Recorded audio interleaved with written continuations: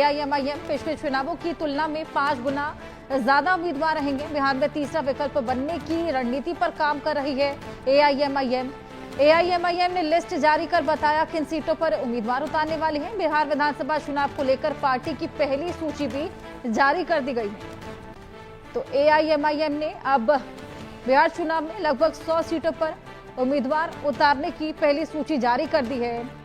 चुनावों को लेकर जहां पर लगातार चाहे वो एनडीए हो चाहे वो इंडी ब्लॉक गठबंधन हो, सहमति बनते हुए नजर नहीं आ रही। इसी बीच एआईएमआईएम ने अब 100 सीटों पर उम्मीदवार उतारने के लिए पहली सूची जारी भी कर दी है।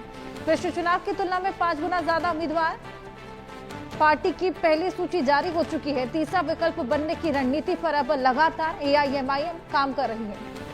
एआईएमआईएम ने लिस्ट जारी कर यह भी बता दिया कि कहां से कौन कौन से उम्मीदवार उतारने वाली हैं और पिछले चुनाव की तुलना में ये 5 गुना ज्यादा उम्मीदवार हैं।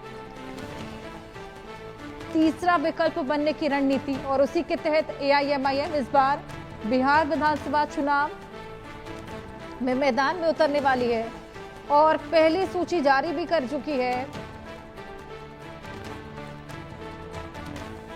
तो तीसरा विकल्प बनने की पूरी तैयारी एआईएमआईएम की और उसी रणनीति के तहत लिस्ट जारी कर ये बताया है कि कहां से कौन कौन से उम्मीदवार रहने वाले हैं। पिछली बार की तुलना से अगर बताएं तो 5 गुना ज्यादा उम्मीदवार इस बार उतारे गए हैं। एआईएमआईएम चीफ असदुद्दीन ओवैसी जो कि बिहार विधानसभा चुनावों को लेकर कमर कसे हुए हैं और अब उसी के तहत देखिए किस तरीके से पहली सूची जारी की गई है। बिहार विधानसभा चुनाव को देखते हुए पार्टी की पहली सूची 100 सीटों पर उम्मीदवार उतारेगी एआईएमआईएम और पिछले चुनाव की तुलना में ये 5 गुना ज्यादा उम्मीदवार होने वाले हैं। जहां दूसरी ओर बिहार चुनाव, आगामी चुनाव तारीखों का ऐलान हो चला है, वहीं रस्साकशी देखी जा रही है तमाम अन्य पार्टियों में। वहीं एआईएमआईएम ने अपनी पहली सूची जारी भी कर दी है। आइए और जानकारी इसको लेकर ले रितेश हमारे सहयोगी हमारे साथ जुड़ गए हैं। रितेश, तमाम पार्टियों में रस्साकशी चल रही है लेकिन एआईएमआईएम ने तीसरा विकल्प करने की पूरी तैयारी भी कर ली है, पहली सूची जारी भी कर दी है।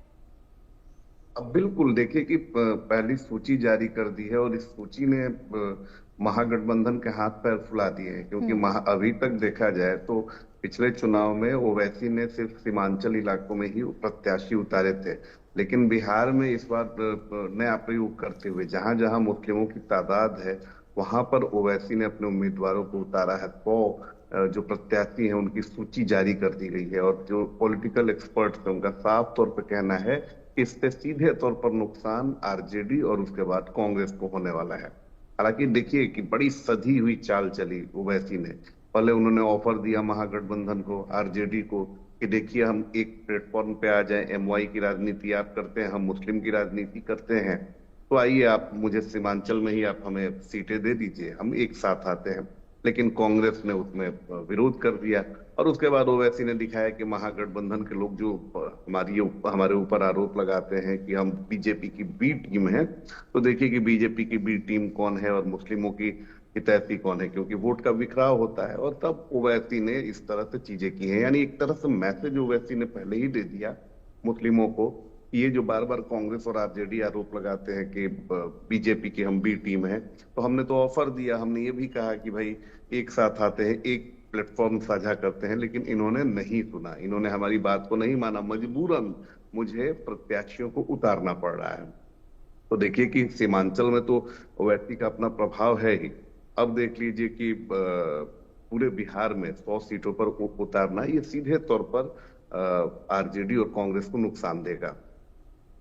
बिल्कुल, ये खासा नुकसान पहुंचाते हुए नजर आएंगे। बताया जा रहा है कि उन्होंने तेजस्वी यादव और लालू यादव को कांटेक्ट भी किया था, लेकिन वहां से जब कोई जवाब नहीं मिला उसके बाद ये सीटों का ऐलान। अब बिल्कुल सबसे पहले इंडिया न्यूज ने ही ये खबर चलाई थी। सबसे पहले जो उनके पार्टी के अध्यक्ष हैं बिहार में, वो उनसे सबसे पहले हमारी ही टीम ने बात की थी और उस समय उन्होंने कहा था कि हमने तो ऑफर दिया है कि आइए हम एक साथ आते हैं, गठबंधन करते हैं।